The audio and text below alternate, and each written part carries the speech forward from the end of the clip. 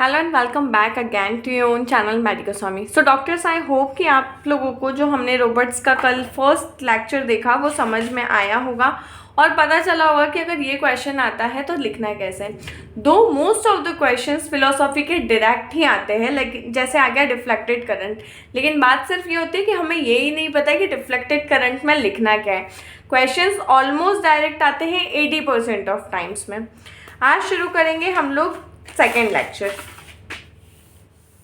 Introduction to the study of homeopathy. Study of homeopathy में हमें क्या क्या जानना है, या होम्योपैथी एज अ होल हमें इसमें एक्सप्लेन करना है कि होम्योपैथी क्या है, कैसे काम करती है, क्या क्या चीज़ें इसमें ध्यान रखने की होती है। सबसे पहली चीज़ जो हमें जाननी है वो ये जानना है कि मेडिसिन में क्या क्यूरेबल है या क्या क्यूरेटिव पावर है, और सेकेंड कि क्यूरेटिव ड्रग में क्या है। ठीक है, what is curable by medicine and second what is curative in drugs, कि मेडिसिन से हम क्या क्या क्योर कर सकते हैं, और सेकेंड चीज़ जो भी हम लोग ड्रग्स दे रहे हैं उसमें कौन सी क्यूरेटिव पावर है। The basis upon which the knowledge of drug action is built is a profound and basic element of homeopathic procedure. कि ड्रग्स में क्या क्या एक्शन है और वो क्या क्या ठीक कर सकता है, जब तक आपको ये नॉलेज नहीं है तब तक आप नहीं प्रिस्क्राइब कर पाओगे। क्यों? क्योंकि हम लोग क्या एक्सियम पर काम करते हैं, सिमिलिया सिमिलिबस क्यूरेंचर, that is the disease can be cured by only those substance which possesses the power to produce the same phenomenal action on the human body. तो अगर वो प्रोड्यूस कर पा रही है तो वो क्योर कर पाएगी। तो जैसा डिसीज में आ रहा है, अगर वैसे ही सिम्टम्स वो ड्रग सब्सटेंस या वो सब्सटेंस में है कि वो प्रोड्यूस कर पाए तो वो क्योर करेगा।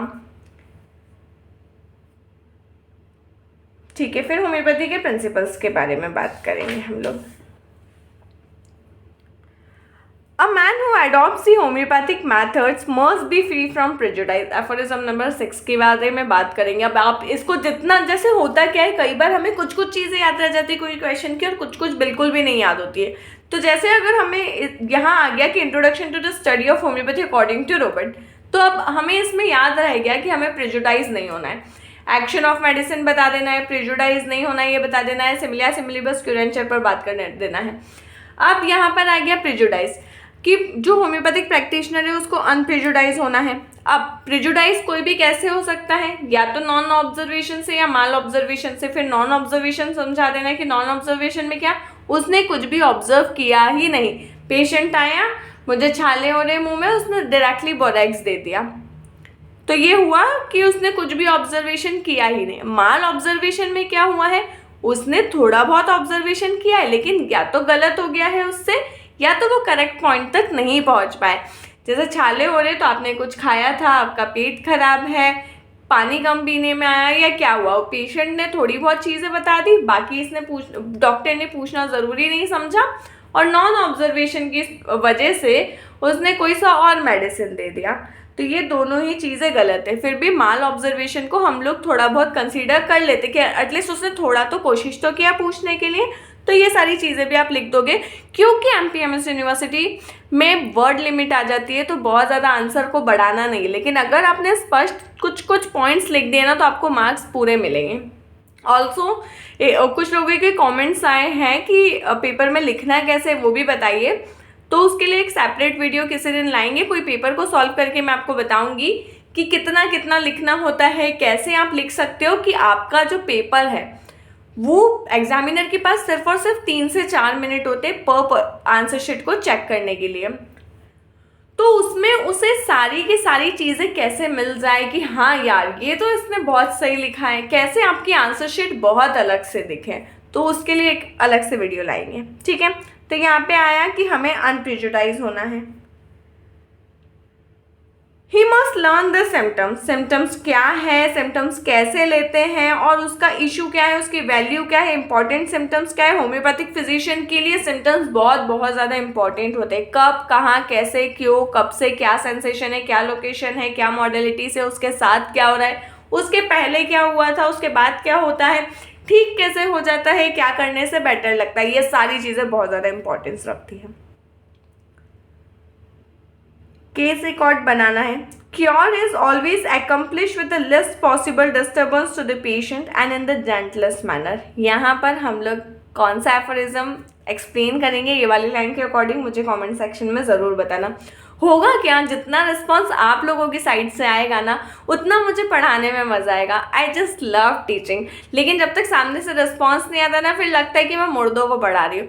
इसलिए आज मुझे कुछ कुछ कमेंट्स आए कि थैंक यू सो मच, आप बहुत अच्छा काम कर रहे हो, फिलोसॉफी के लेक्चर्स का बहुत समय से वेट था, आप ये अपलोड कीजिए, ऐसा कीजिए। तो मुझे भी बहुत इंटरेस्ट आता है कि नहीं यार, किसी के लिए मुझे कुछ करना है, आप लोगों को नई नई चीज़ें बताना है कि होम्योपैथी को और इजी कैसे बना सकते हैं, कैसे छोटी छोटी डिसीजेस को या बड़ी बड़ी डिसीजेस को छोटी छोटी सी दवाइयों से हम लोग क्योर कर सकते हैं। तो एक बहुत ब्यूटीफुल जर्नी है होम्योपैथी की। अगर आप लोग होम्योपैथी में जियोगे ना तो बहुत सुकून है, बहुत मज़ा आएगा। लेकिन आप लोगों से रिस्पॉन्स मिलता रहेगा ना तो मुझे और खुशी होगी पढ़ाने में। The very foundation of homeopathic considers, यहाँ पर इंडिविजुअलाइज।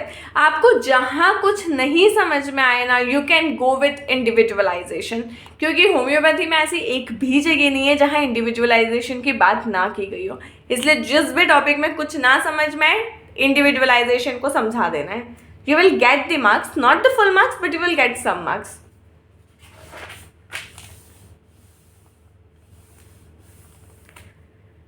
अब यहाँ से आप लॉज समझाने शुरू करोगे तो भी चल जाएगा, क्योंकि यहाँ आ गया है लॉ ऑफ सिमिलर्स। तो लॉ ऑफ सिमिलर्स के बारे में आप पूरा समझा सकते हो। फिर वाइटल फोर्स के बारे में बात करेंगे। वाइटल फोर्स क्या है, vital force in health, vital force in disease and vital force in cure. फिर functional symptoms always precede structural changes. जहाँ पर भी फंक्शनल चेंजेस आए हैं वहाँ पर स्ट्रक्चर में, ऑर्गन में डिफेक्ट कुछ ना कुछ आया ही है। Functions creates and develops the organ. कुछ न कुछ फंक्शन होता है जिसकी वजह से ही ऑर्गन डेवलप होता है। ऑर्गन्स की वजह से फंक्शन नहीं होते, फंक्शन की वजह से ऑर्गन्स होते हैं। ठीक है, ये छोटा सा डिफरेंस है। हमें क्या लगता है ऑर्गन है तो ऑर्गन फंक्शन कर रहा है, नहीं, फंक्शन हो रहे हैं तो ऑर्गन है। अगर फंक्शन में चेंजेस आ गए तो ऑर्गन के स्ट्रक्चर्स में चेंजेस आएंगे और ऑर्गन वहीं पर डिस्ट्रक्ट हो जाएगा। और यहाँ पर होते हैं सिफिलिटिक चेंजेस की शुरुआत, जो क्योर होंगे सिर्फ और सिर्फ एंटीसिफिलिटिक मेडिसिन देने से ही। आप एक बार में चाहे 50 मेडिसिन खिला दो, पेशेंट क्योर नहीं होगा। लेकिन जहाँ आपने एक एंटीसिफिलिटिक मेडिसिन का डोज दे दिया वहाँ पेशेंट आपको रिजल्ट शो करना शुरू कर देगा। तो ये सारी चीज़ें आप लोगों को समझानी है introduction to the study of homeopathy में। अब कुछ इंपॉर्टेंट चीज़ें आ जाती हैं। Even in emergencies however may we find the indicated for the homeopathic remedy just as clear cut as antipathic means would be. बहुत ज़्यादा एमरजेंसी कंडीशन में, इवन मैंने हार्ट अटैक तक में, लेबर के बाद वाले या लेबर के बीच वाले प्रोसीजर्स में जहाँ सीजेरियन डॉक्टर ने कह दिया था करना ही है, ऐसा एक्सीडेंट जिसमें आर्टरी पूरी रप्चर हो गई हो, ब्लड एकदम वैसे निकल रहा हो जैसे नल खुल गया हो, वैसी तक केसेस में होम्योपैथी को प्रिस्क्राइब करते हुए देखा है। तो वो एक बहुत वंडरफुल मिराकुलस रिजल्ट होता है। और एमरजेंसी कंडीशंस में भी होम्योपैथी वैसा ही स्ट्राइक करती है जैसा कोई और सिस्टम ऑफ मेडिसिन करेगा। And if we can read these indications, even here the action of the patentized remedy will be more rapid and far more gentle in the restorative powers than would be the case of stronger measures were taken. जितना जल्दी इसमें समझाने की कोशिश की गई है कि जितना जल्दी एलोपैथी या कोई भी सिस्टम ऑफ मेडिसिन काम करेगा उससे कई ज़्यादा जल्दी, उससे कई ज़्यादा जेंटल होम्योपैथी काम कर सकते हैं, अगर आपको इंडिकेटेड रेमेडी उस समय याद आ जाती है तो। ठीक है, homeopathy has been developed through the inductive method of reasoning. अब स्टडी ऑफ होम्योपैथी है तो इसमें लॉजिक भी आएगा। लॉजिक आया, इंडक्टिव लॉजिक आया। इंडक्टिव लॉजिक क्यों आया? क्योंकि homeopathy is based on science, और जहाँ साइंस है वहाँ इंडक्टिव लॉजिक है। जहाँ इंडक्टिव लॉजिक है वहाँ 4 चीज़ें हैं। वो 4 चीज़ें क्या है जल्दी जल्दी से बताइए। Exact observation, correct interpretation, rational explanation and scientific construction. ये 4 चीज़ें होती हैं जब भी हम लोग इंडक्टिव लॉजिक की बात करते हैं।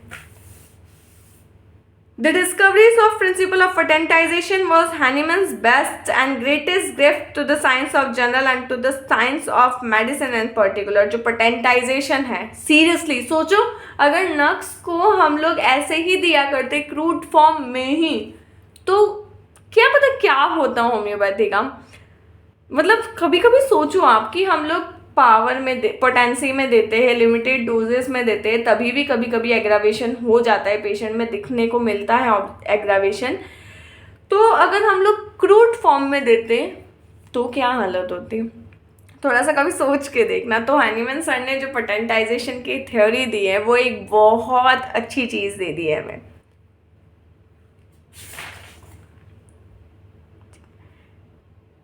The three steps always followed in a carefully developed case consist in the examination of the patient। हमें एक केस में क्या क्या करना है। आज ही मेरी ओपीडी पे एक पेशेंट आए थे, उन्होंने मुझसे पूछा, he was a BHMS student, उन्होंने मुझसे पूछा कि मैम प्रैक्टिस कैसे करें। He was a 3rd year BHMS student, कि प्रैक्टिस कैसे करें, क्या देखे, कैसे मेडिसिन को डिसाइड किया जाए या कैसे प्रैक्टिस शुरू की जाए, क्योंकि वो ऐसे किसी कॉलेज से पढ़ रहे हैं जहाँ पर होम्योपैथी के नाम पर कुछ नहीं सिखाया जाता। वहाँ के टीचर्स भी एलोपैथी करते हो, स्टूडेंट्स को भी बोलते तुम भी हॉस्पिटल में ड्यूटी डॉक्टर बन जाओ, यानी कि कंपाउंडर बन जाओ।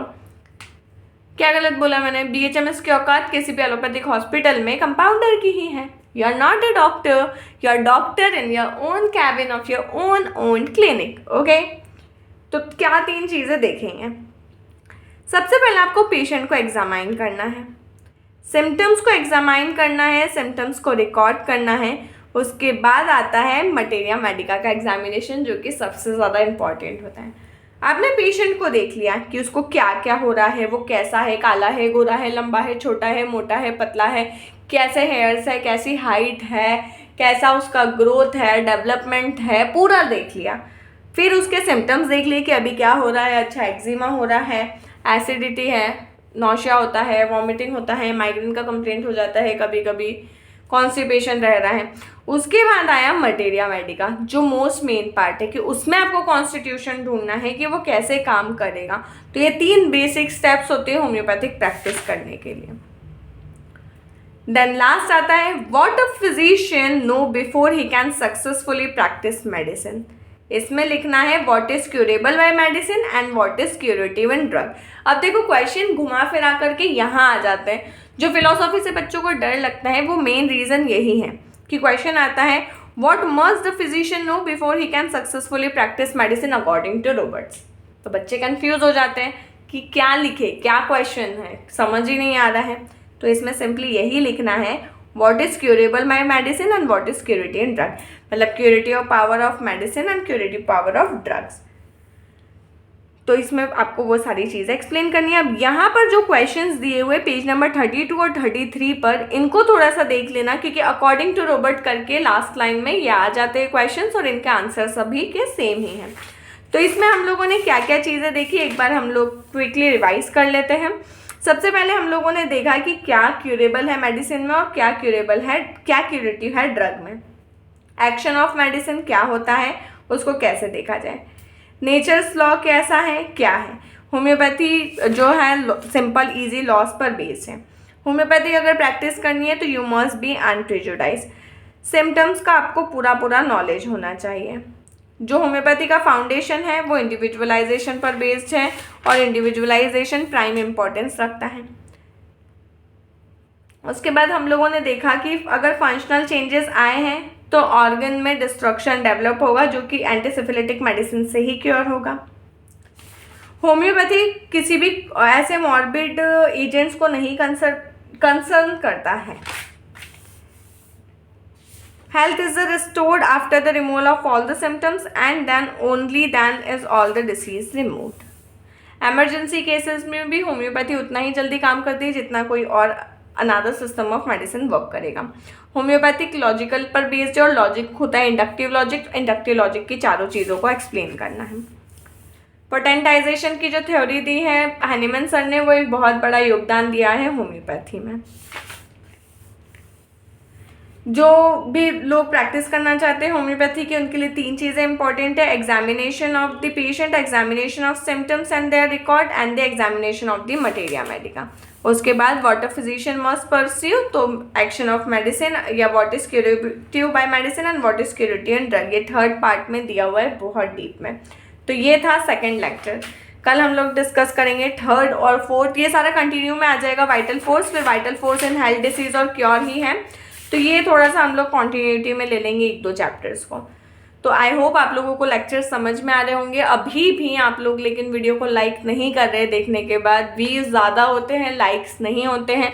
आप लोगों को जो भी प्रॉब्लम आती है कमेंट में बताइए, और कोई सा टॉपिक पढ़ना है, क्या करना है। लेकिन देखो, फिलोसॉफी आएगा, धीरे धीरे पढ़ेंगे ना तो कंप्लीट कर पाएंगे, क्योंकि पहले भी कई बार मैंने पढ़ाने की कोशिश की है, लेकिन आप लोगों का बीच में रिस्पॉन्स आता है आप ये भी करना है। तो हम लोग फिलोसॉफी तो पूरी कंप्लीट करेंगे, क्योंकि मैंने पहले भी कह रखा है कि ये वाले एग्जाम के लिए तो मैं फिलोसॉफी कंप्लीट करवा करके ही रहूँगी। तो नो डाउट फिलोसॉफी कंप्लीट होगी आप लोगों की। फिलोसॉफी के लिए आप नहीं भी अगर खुद से पढ़ेंगे तो आई अश्योर यू कि मैं आपकी फिलोसॉफी कंप्लीट करवा दूंगी। मैं कोशिश कर रही हूँ जितनी जल्दी मैं करवा पाऊँ उतनी जल्दी मैं करवा दूंगी। फिलोसॉफी की आप लोग टेंशन मत लीजिए, और भी आप कमेंट करते जाइए। मुझे बहुत अच्छा लगता है आप लोगों के कमेंट्स पढ़ के, बहुत मोटिवेशन मिलता है। अभी रात की समथिंग 12 साढ़े 12 बज रही है और मैं ये वीडियो बना रही हूँ, लेकिन फिर भी मुझे ऐसा लग रहा है कि नहीं, मुझे आप लोगों के लिए बनाना है।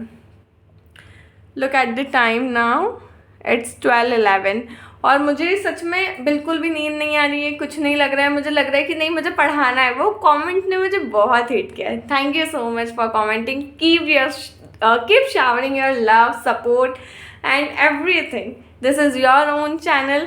आप लोगों को ही इसे सपोर्ट करना है, ग्रो करना है, और बहुत अच्छे से पढ़िए, ठीक है। Thank you for watching the video.